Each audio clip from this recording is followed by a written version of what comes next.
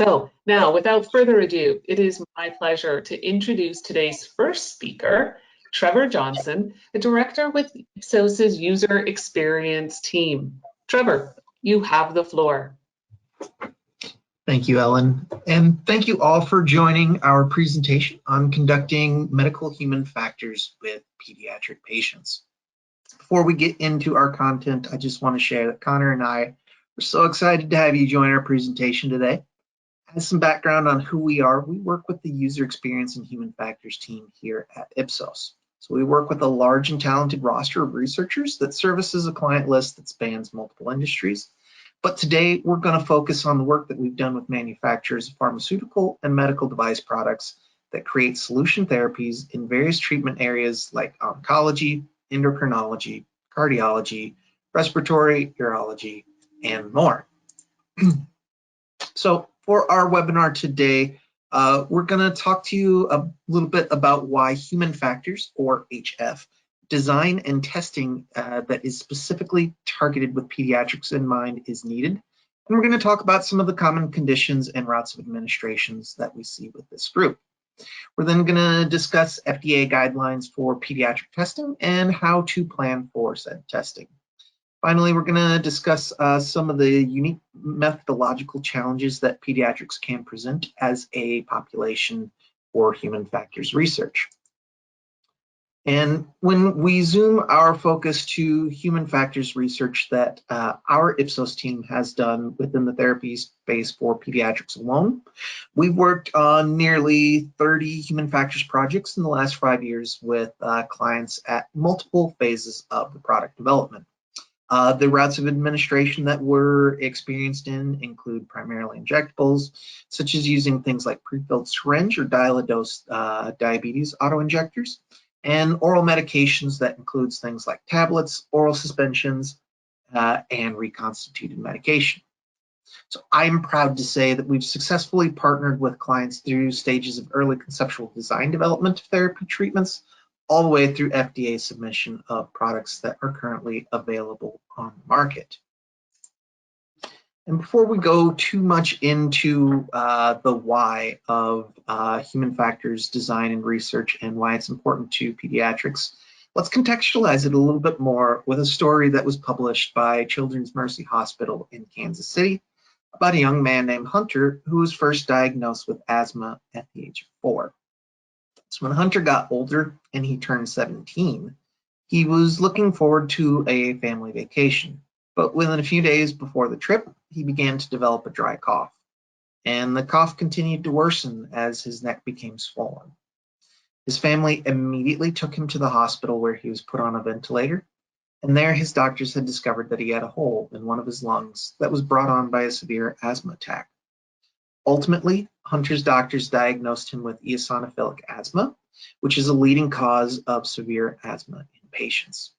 And for the first few weeks after being discharged from the hospital, Hunter missed out on some of his favorite activities like playing football, attending after-school clubs, and going on trips with his friends. But fortunately for Hunter, he was able to take medication that helped him transition back into the activities that he loves. And beyond medication, Hunter and his family had to begin working within the new limitations of his conditions. Hunter's parents had to learn the signs of his condition worsening and when he may be overcompensating. He could still play football, but now his coach had to carry an inhaler and check on Hunter to see when he was okay. For Hunter and his family, managing his asthma is going to be a lifelong pursuit. And this type of experience is all too common in families with a child who has a chronic condition. Children may miss school or other important activities due to their condition, and they can become isolated from their peers as a result. For children who are on medication, their lives may begin to revolve around their medication administration, and that can reduce their ability to become independent from adult supervision. Further, using a medical device such as an inhaler in front of other children may feel embarrassing to some children or teenagers, leading to self-esteem issues regarding their therapy and condition, and this could cause their condition to become further exacerbated. But it also can present secondary behavioral shifts that could lead to depression, anxiety, social difficulties, and school disruptions. And it's also important to note that parents or adult caregivers are not immune to the psychosocial toll of a pediatric chronic condition. They may need to work reduced hours, take unexpected sick time, coordinate care for their child with other adults, quit their job entirely to care for a sick child. Good human factors design of products is needed in these situations because it accounts for these types of challenges that pediatrics and their families face in therapy. And so our role as HF practitioners is to ensure that the products that our client partners are putting on the market are going to be safe and effective for patients like Hunter and his family. So I do want to take a moment to say that we recognize acute conditions are common within children, but a majority of the client partners that we work with on therapies are therapies that are focused primarily on treatment of long-term chronic conditions, and that's what we're going to focus on with our discussion here today.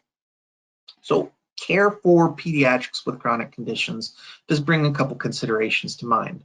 The first is that chronic conditions are defined as a chronic condition that lasts at least 12 months, and it could be lifelong, meaning that there are interventions that are in place that can help manage symptoms and increase quality of life, but the patient is going to have to manage treatment for an extended period of time.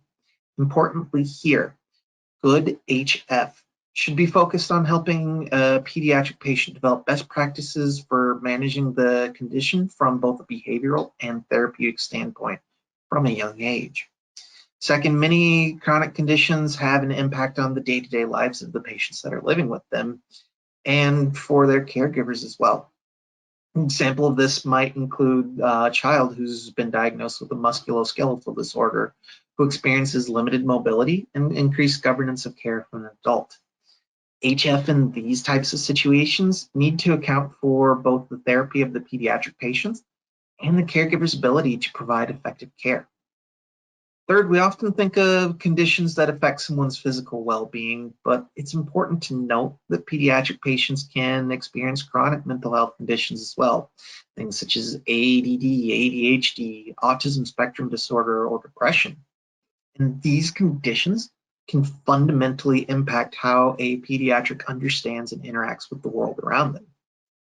Human factors here needs to ensure that therapy and associated materials create a positive experience for young patients so that a medical routine does not cause further complications when treating a pediatrics condition. And the bigger takeaway here is that pediatrics are not a monolithic group. Solving for the needs of user groups of certain therapies is going to rely on characteristics of the group that's impacted. And we need to pay attention to if the condition is going to cause further complications, be it through physical, emotional, or cognitive impairments. Regardless of the symptoms that present, though, good human factors ensures that we are delivering safe and effective therapy and that we're reinforcing good habits for completing therapies in a young, growing, and developing population. And further, chronic medical conditions and prescription usage are not uncommon amongst children. To begin with, it's important to understand how pediatrics understand and interact with their therapy treatments. Human factors recognizes that whether a pediatric patient is at home, school, hospital setting, or otherwise, the responsibility for medical treatments of pediatrics is never going to fall solely on a single individual. And the aim of an HF study should outline how pediatrics interact with the environments, their therapy, and with their adult caregivers in a safe and effective manner. It's also important to note here that children are a unique population. They're experiencing rapid physical, mental, and cognitive developmental changes, and the developmental milestones they're hitting are not happening uniformly within the entire peer group of pediatric patients. These challenges must be considered when designing products and studies to ensure therapeutic products best respond to the needs of the patient and their caregiver. And when thinking about chronic health conditions, the fact is that they affect a large population of children in the United States. Almost half of all school-age children in the US have at least one chronic health condition and almost 1/5 of them have healthcare needs that require special intervention.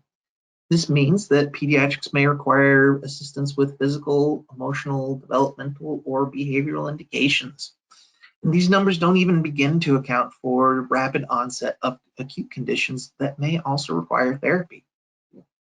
Beyond just understanding chronic health conditions aren't necessarily rare amongst children, it's important to note that some socioeconomic groups are impacted differently. And these differences can be attributed to unjust disadvantages due to social, political, or economic factors. Namely, there are noted racial disparities. Both children of color and children from low-income community often face higher exposure to pollution. They may reside in unsafe neighborhoods, and they may have less access to basic resources such as nutritious foods. All of this can lead to the development of chronic health conditions. And we need to recognize as human factors researchers that caregiver structures in place for these pediatric patients may be non-traditional. And what that means is that a greater burden of therapy may be placed on the children who come from these types of backgrounds. Good human factors design needs to ensure that these populations are not only represented in testing, but that the therapy procedures adequately meets the needs of these pediatric patients. So now that we understand a little bit more about who and what we're testing, let's talk about what types of conditions we see diagnosed frequently within pediatric populations. So over 1/5 of pediatric patients aged between 10 and 17 years old with a chronic condition have a respiratory or seasonal allergy. And about 1 in 10 children have chronic conditions like ADD, ADHD, or learning disability. And these are all conditions that require regular maintenance therapy. Importantly, with the common conditions that are listed here, is that they're administered through a variety of different routes, including inhalants, oral therapies, and topical medications. There's not a one-size-fits-all solution when talking about how to design a human factors study that addresses these conditions that are commonly seen in pediatrics.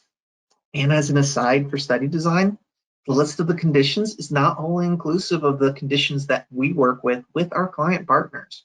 We regularly work on projects in the oncology, endocrinology, and immunology space that bring additional sets of challenges. We must recognize that if you're talking about including proxy conditions in studies with some of these rare conditions, if you choose to take in children who take medication for a chronic condition, these are going to be the largest populations that recruiters are going to have the most success in finding. So beyond thinking about the conditions that we see in pediatrics, when designing research, we need to consider that some of the most common routes of administration that we see in pediatric are listed here on the slide. So the first that we have is inhalant medications. These can be long-term maintenance medications or rescue medications that are often meant to control symptoms or be used on as-needed basis and respond to a flare-up. Orally administered medications are the second that we have listed here. This route can encompass pills, tablets, or liquids which can be used to treat acute or chronic conditions that affect different parts of the human anatomy. And the third is topical medications, which are typically used to treat conditions on a patient's epidermal layer. So while these routes of administration are common in treating conditions in pediatric patients, they're not exclusive to this group. And this is important to keep in mind when doing design in a human factors study, because medication experience does not necessarily translate to your patient and caregiver being experienced in the routes of administration that you may be doing human factors testing on. Each of these administration routes is going to have different risk concerns, and the individuals that you bring into a testing environment may be bringing an understanding of other therapies that could impact the understanding and use of your product. And also the expectation of adult administration for these routes of administration may not translate one-to-one when you're talking about pediatric usage. So there's also a harsh reality that comes with working with pediatric patient populations that we want to address as well. So pediatrics, unfortunately, can be diagnosed with more severe conditions that may cause a great deal of hardship on a family or even be terminal to the patient. And no one wants to go through the emotional and traumatic process of treating a loved one with a condition that's going to severely impact the quality of life of the patient. And it's important that as human factors practitioners, we're sensitive to the toll that pediatric patients' condition may have on the family's physical, financial, and emotional well-being. Their unique medical needs must be acknowledged and accommodated when designing studies for these patients. Timing of traditional human factors study designs may not fit the schedule of a caregiver who is actively treating a terminal child. In some cases, proxy conditions may be the most appropriate way to account for this. It is our job as human factors practitioners to ensure that we're designing products and research methodologies that are empathetic and effective for pediatrics and their caregivers that are also within the scope of agency regulation. And so regardless of which conditions or medication routes that we're designing for, prescription usage can be variable dependent on the patient's age, but it does increase as children continue to get older. 14% of all children have used at least one prescription medication within the last 30-day period, and almost 1/4 of pediatric patients in their teenage years have actively taken a prescription medication within the last 30-day period. And some of these patients are even taking multiple medications for their condition. So these are not insignificant numbers of population that we're talking about. Within 5 years, all of the teenage pediatric patients that we're talking about are going to legally be adults that are responsible for their own person and own well-being. It is the responsibility of human factors engineers and researchers to design products that are more than just safe and effective. The products need to be understandable and easy to use in order to encourage good habits in managing their own care as they continue to develop into adults. Our challenge here is to ensure that the routes of administration, the training, and accompanying materials have the best human factors design possible to ensure that we're not only improving the quality of life for pediatric patients in their childhood years, but also that we're ensuring that the next generation of adults is able to achieve independence and a healthy lifestyle regardless of their diagnosis. And so now Connor's going to tell us about what some of the agency regulations are. Awesome. Thank you, Trevor. So now that we've discussed the context of pediatric chronic conditions, let's discuss what it takes to properly design a study with pediatric users. In the FDA's guidance material entitled Pre-Market Assessment of Pediatric Medical Devices, they review some considerations to be made for pediatric users. The agency guidance tells us to consider what the composition of the end group user is and explains the necessity of testing with representative pediatric users if they are an intended user population. There are pediatric subgroups defined by age and various capabilities that range from early life to around 21 years of age. Overall, though, there's not a lot of published guidance from the FDA regarding how to plan for and test pediatrics. The agency looks to the manufacturer to make the argument for why or why not certain pediatric subgroups should be considered as intended users for a device, and consequently, whether pediatric patients should be included in the research. For instance, in the past, we've had research partners receive feedback that the agency expects pediatrics as young as 10 to be a part of human factors testing. The rationale given for this is that kids as young as 10 are generally involved in their treatment process in some form or fashion due to their physical and cognitive capabilities at that age. Pediatric users' involvement in their own treatment may generally increase with age. However, the level of involvement is highly specific to a given pediatric user. So, when we're talking about researching pediatric participants from an FDA perspective, we need to potentially consider how to design and run studies for pediatrics between 10 to around 21 years old in a way that's safe, ethical, and produces high quality outcomes for the study sponsor. So here are the pediatric user subgroups defined by the FDA. Users within each group have varying cognitive and developmental concerns that need to be considered for both the study design itself and the logistics of running children of that age group. We can take those factors into consideration by examining existing guidance, and this is a way to help us not only define the pediatric populations, but also to have a clear understanding of what their needs are based on this classification. I'd like to reinforce here that the FDA does consider anyone up to and including 21 as pediatric. So we can't leave out 18 to 21-year-old age groups just because they're legally adults. The existing FDA guidance provides a rough structure to work within, but where it leaves off, our expertise with pediatric users picks up. For instance, consider the gap in age from 2 to 12 years old.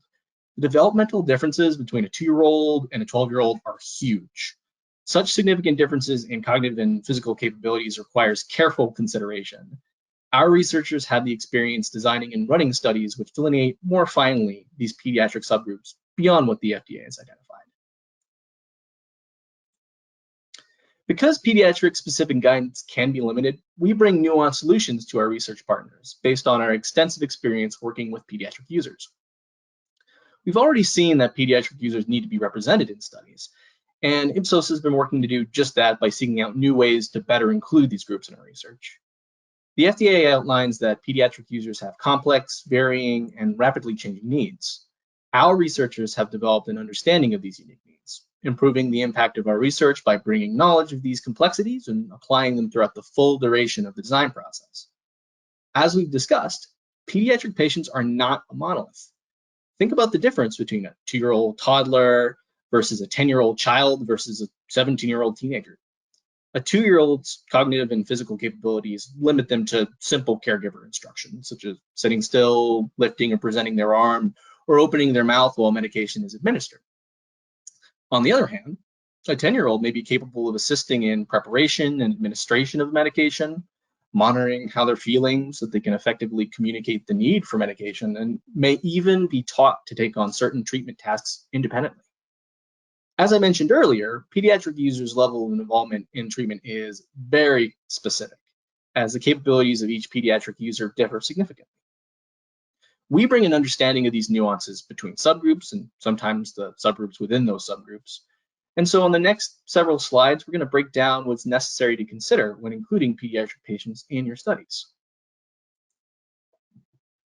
In its guidance material, the FDA also advises that the guidance should be used in conjunction with other device-specific guidances in order to ensure that medical devices intended for use in a pediatric population provide reasonable assurance of safety and effectiveness. Going further, it helps the reader define the pediatric user population appropriate for a device, the types of information that are needed to provide that reasonable assurance of safety and effectiveness, as well as define principles and protections that our study partners need to consider with pediatrics in clinical trials. It's important to understand that although the FDA guidance material does provide human factors principles for safety and effectiveness, these are really good design principles to keep in mind for all users. There isn't information specific to pediatrics per se. In short, the guidance is saying, know your users and their characteristics.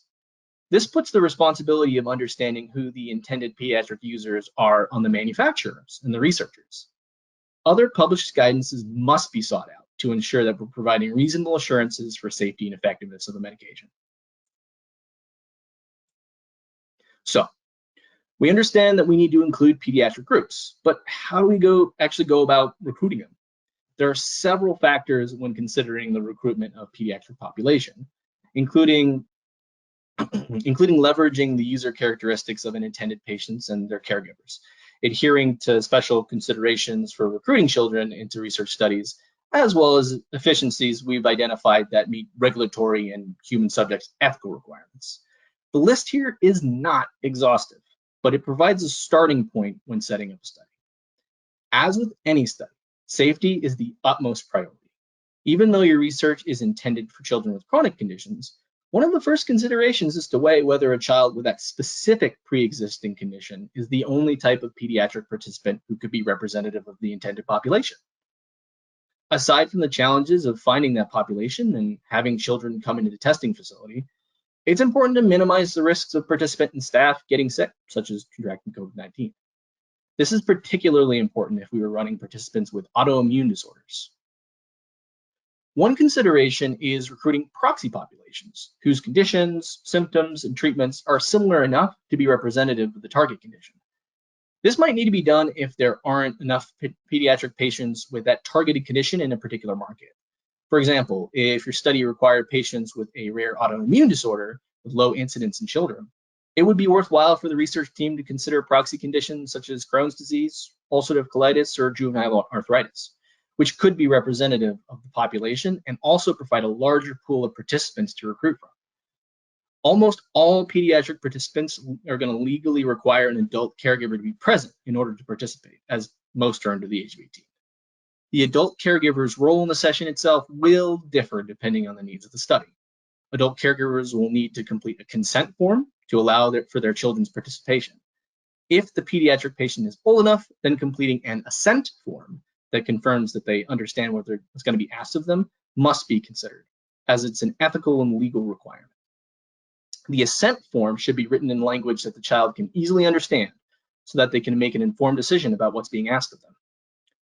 The research team should be prepared to go over any and all parts of the consent and assent forms to ensure that all questions have been answered and the pediatric is comfortable with participating in the session. And finally, age should not be the only determining factor in whether a child should be recruited to participate. Other demographic information, such as their education level, literacy level, physical ability, and mental capacity should all be considered. Children develop at their own rate, and a wide variety of representatives may exist within a cohort. For instance, within a population, one may encounter a 12-year-old pediatric participant who's hit an early growth spurt, reads way above their grade level. On the other hand, you may encounter a 15-year-old who is developmentally delayed, physically and mentally. And what about kids like Hunter, who were diagnosed at age 4, but nothing came of it until he was a teenager? There's a huge variety in any pediatric cohort. The adult caregiver's role in the session will differ depending on the needs of the study. In some cases, it'll be to bring in the pediatric participant to a facility or help with technical setup in the instance of a remote study. For in-person research, adult caregivers often need to be present during the session or waiting nearby until their children's session is completed. In some instances, it's necessary to have the caregiver take part in the session with the child working as a dyad. These are scenarios in which it's unreasonable to expect that particular pediatric population to complete the task on their own. Therefore, we'll often incentivize the commitment of both the caregiver as well as the child to take part in the research. In scenarios where we have adult caregiver and child in the room together, we simply can't determine the level of caregiver involvement before they walk in the room. There's going to be a gamut of caregiver involvement, which reflects how the caregiver and pediatric naturally interact at home. In cases where we're testing more independent pediatric patients, we do plan for caregivers who prefer to sit back and watch versus caregivers who jump in and maybe do the task for the child. In cases where the caregivers jump in, maybe even get in the way of the pediatric user completing the task, we sometimes have to redirect by emphasizing collaboration. Depending on the pediatric subgroup and the goals of the research, we sometimes plan to have the caregivers stay in the waiting area in order to prevent them from influencing their child's performance. So, methodology is the next big consideration to be made, and your first decision here is whether your study should be conducted in person or remotely. There are pros and cons to either approach, and here are some factors that we consider when helping our partners decide what's best. For in-person testing, you'll need to think about the room setup. For some studies, it's appropriate to have the caregiver sitting next to or near their child if they require assistance. If your study is aimed at having the child complete tasks on their own, it might make more sense to have the caregiver seated off to the side or even waiting in a waiting area. This allows for the child to have ample room to complete tasks, but still know that their adult caregiver is available if they get stressed. Scheduling is another big factor. Children have school most of the year, and they rely on an adult caregiver to bring them to their session. Therefore, a shifted schedule with sessions in the late afternoon and early evening is often ideal, especially during the school year.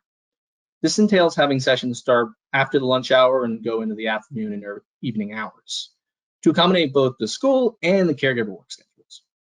If a shifting schedule isn't ideal, Another consideration may be to test on a weekend or plan research to take place during school breaks, such as summer. If you're considering remote testing, the first consideration is technology. Remote testing requires the use of a computer, generally in tandem with video calling software or platforms for submitting data. Technical issues can seriously hinder remote sessions, so it's vital to consider how the pediatric users will be interacting with the stimuli and how they'll interact with the software needed to facilitate the study. For example, many children are going to be more experienced with using tablets versus laptops or desktop computers. However, technical savviness of the computer will vary, and age is often a factor. A high schooler will probably be more comfortable in a remote methodology study versus a 10-year-old, for instance. Also, consider how much assistance an adult caregiver might need to provide, such as helping them log into a platform and maybe getting a microphone or web camera working. Finally, the research team needs to be prepared to provide troubleshooting assistance if required. Scheduling for remote research is more flexible since the child doesn't need to be present in a research facility. While school and after-school activities are still a factor, the geographic spread and absence of travel time and traffic opens up a lot of time for session scheduling. I want to take a moment to drill down on some unique challenges that pediatric users bring to human factors research sessions. Some children are going to have difficulty opening up, and others are chatterboxes. It's important to build in age-appropriate warm-up exercises. For example, we may ask a child about their favorite class in school or their favorite TV show. Overwhelming children with multiple questions should be avoided so they don't shut down. And the language used should be understandable based on their demographic subgroup. A researcher should also introduce themselves, make it clear that they're here to talk to the pediatric user specifically. Engagement with the pediatric participant is key. With adult participants, we avoid any type of positive affirmation coming from the moderator. But with child participants, it's sometimes necessary to use positive language to make them feel comfortable and less intimidated by the moderator. It's important to consider that children are more sensitive in novel social situations. The moderator is an adult who is a stranger to them. The goal should be for the moderator to be friendly and unintimidating while also preserving that distance required to keep the research unbiased. It can be easy for children to become distracted and disinterested. And so to prevent children from becoming disinterested or overwhelmed, they should know that you're genuinely interested in what they're saying. Interviews should not feel like a quiz. This can be done, for instance, by being at eye level rather than standing above them, make it feel more conversational. It's also key to remove potential distractions from the interview environment, such as swivel chairs that a child could spin in. The key here is to reduce the number of potential distractions around them, while also providing enough to keep them engaged with the task. Another key point here is to have researchers who are trained on how to interact with kids so that they can keep them comfortable and engaged during the session. When caregivers are involved, boundaries have to be clear. Even adult caregivers of older children can become too involved in the testing process. When designing a study, time should be built in to allow for caregivers to maintain some engagement with their child, but it's key to ensure that the caregiver is not speaking on behalf of their child, making it even more important to engage with the pediatric participant directly. So, some takeaways. To sum everything up, if a medication or device is indicated for children, then it's critical to represent them in the research process, but it isn't enough simply to include them. The pediatric population is an expansive one who not only needs to be well represented in studies, but needs to be engaged in a way that is age and developmentally appropriate as well. These guidelines should be understood before embarking on study, but understanding the unique challenges and risks is just as crucial, especially since that information can be a bit scant. For our user experience and human factors team here at Ipsos has the extensive experience designing and conducting pediatric research, and we are committed to applying our expertise to deliver insights to our client partners that creates the most value for their organization and their users. So that concludes our presentation. I believe we have time to take any questions that may have come through. Trevor, do we have any questions in the chat? Yeah, it looks like we had one come through here. So you talked about dyad participants. What is the age cutoff that you consider for dyad participants? Yeah, that's a great question and a complex one. So typically when we're running pediatrics in a dyad, it's going to be dependent on the child's condition and the reasonable expectation of care for that condition.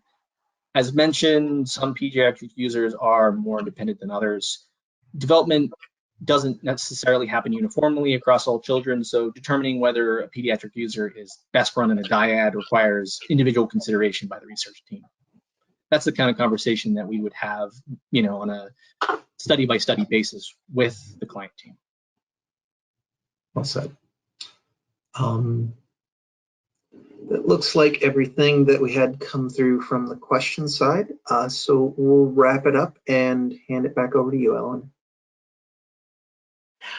Wow, I just really want to thank Trevor and Connor for today's in-depth presentation. And I want to thank everyone for joining us today.